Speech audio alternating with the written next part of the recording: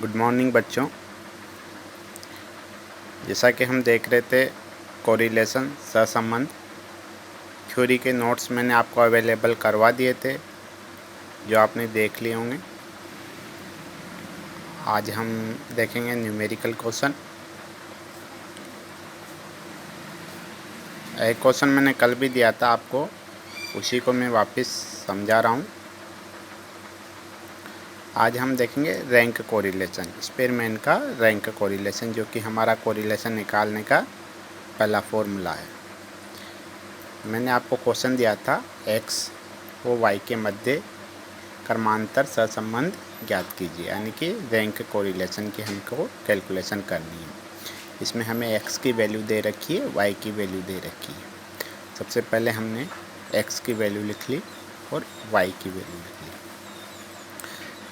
सबसे पहले तो हमें क्वेश्चन में देखना होता है कि जो x की वैल्यू दे रखी है और y की वैल्यू दे रखी है, इनमें कोई ऐसी वैल्यू तो नहीं है ना जो 2 या 2 से ज़्यादा बार आ रही हो, यानी कि वैल्यू रिपीट हो रही हो। हमने देखा कि एक भी वैल्यू ऐसी नहीं है जो 2 या 2 से ज़्यादा बार आ रही हो, ऐसे y में भी नहीं है। तो हमें पहला फॉर्मूला लगाना होता है, सिंपल फॉर्मूला r बराबर 1 - 6 sigma d square upon n की पावर 3 माइनस n।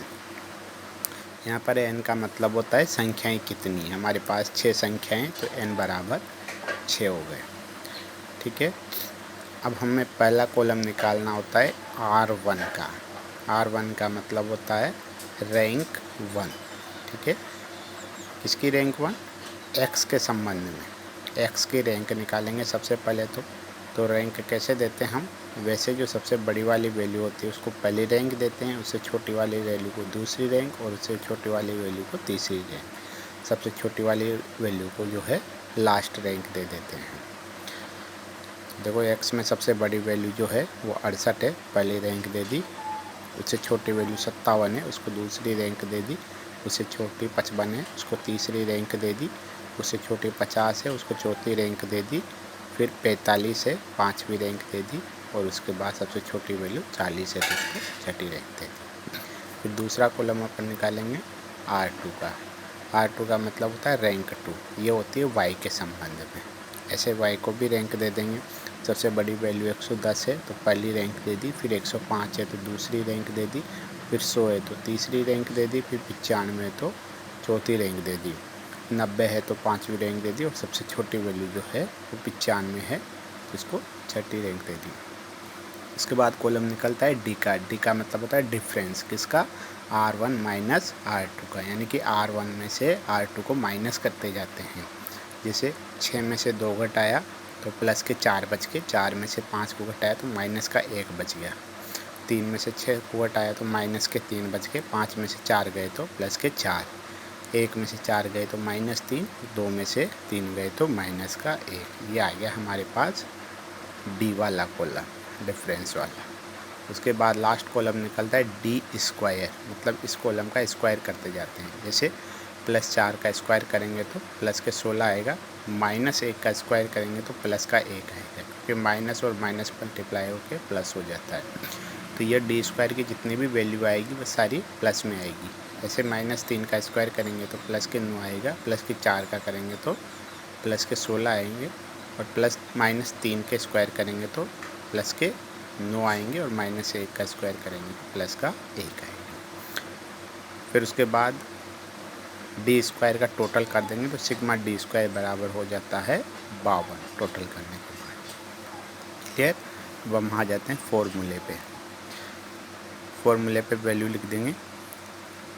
1 - 6 फॉर्मूले में दे रखा है। 6 × सिग्मा डी स्क्वायर की वैल्यू हमारे पास आ गई 52, लिख दी हमने 52 अपॉन n की पावर 3 माइनस n। तो n की वैल्यू कितनी है? 6। n का मतलब होता है यहाँ पर कि संख्याएं कितनी हैं। 6 संख्याएं हैं, तो n बराबर 6। 6 की पावर 3 माइनस 6। सोल्व करने के बाद 1 - 6 × 52 6 312 होते हैं अपॉन 6 की पावर 3 की वैल्यू होती है 216 माइनस 6। तो r बराबर 1 - 312 अपॉन 216 में से 6 गए तो 210, तो बराबर 1 माइनस 312 में 210 का भाग दिया तो 1.4857।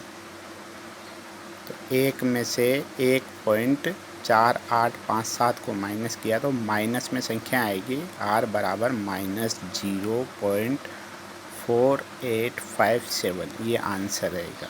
तो ये आंसर तो लिखना है, उसके बाद आपको निष्कर्ष भी लिखना है कि इन दोनों के मध्य कोरिलेशन किस प्रकार का है। तो ये लिखना कंपलसरी होता है, ज़रूरी होता है।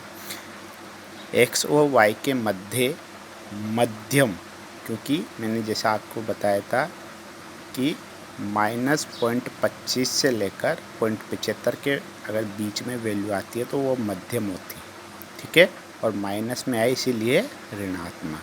तो x और y के मध्य मध्यम ऋणात्मक सहसंबंध पाया गया है, ठीक है, क्लियर। बाकी जो बच्चे हैं वो भी इस क्वेश्चन को दोबारा सोल्व करना और ग्रुप में डालना। Thank you.